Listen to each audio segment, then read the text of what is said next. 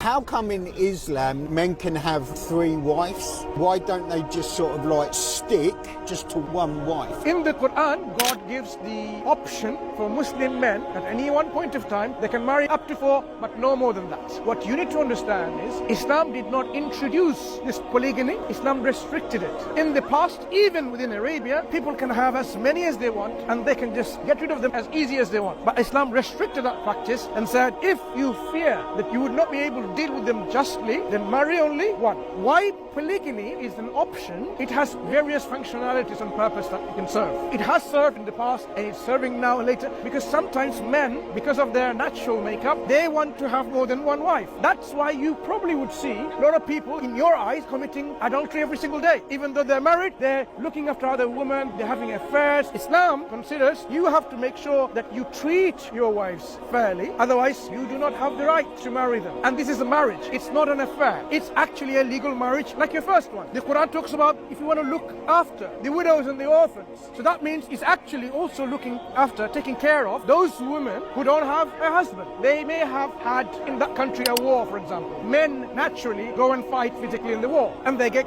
or martyred, and then you have a lot of women still. Islam doesn't want these women to be surplus women in the society in which they cannot fulfill their biological needs, because they are women after all, men and women sexual needs. So you should not put them into prostitution.